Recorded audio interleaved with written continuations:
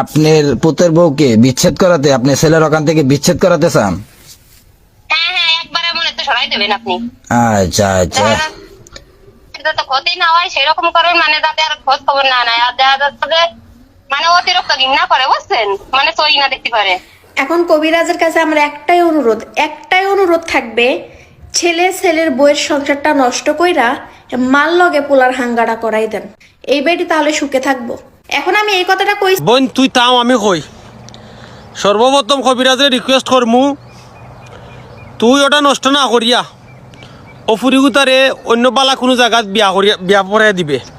আর যে খানকিয়ে উঠিয়া কইছে না যে তাবিজ করিয়া নষ্ট করতো, ও খানকিরে তুই বিয়া করবে এবং তোর ফুয়ারে ভাই বিয়া করাইবে। আর যদি ফারস না, ও ভিডিওর মাঝে যত পয়েন্ট কমেন্ট করবা, ও পয়েন্টর তলে ইফতারের ফরে এনে দিবে। কেউ রাগ করিও না, রোজা মাইয়া দিনও খরাম মানে এরকম মানে মিটার টাকা রাখা হয়েছে। আমার মাথা পুরা সেন্সলেস হয়ে গেছি আমি। কত বড় কাফিরের বাচ্চা হইলে এরকম একটা কাজ করতে পারে, একটা সংসার মানে সরাসরি নষ্ট করাইলে ডাইরেক্টলি এটা খর যেমন পারে মানে লোক সারিয়া যাইত কি মানে কি পরিমাণে। আচ্ছা এ ফেট লাগাওরি কথা বুঝ, তোর যখন যদি এই সংসার করার ইচ্ছা আসিল না, তুইলে আর বেটার ফুরিয়ে তুই আনসনে, তোর ফুয়ার লাগিয়ে আনসনে।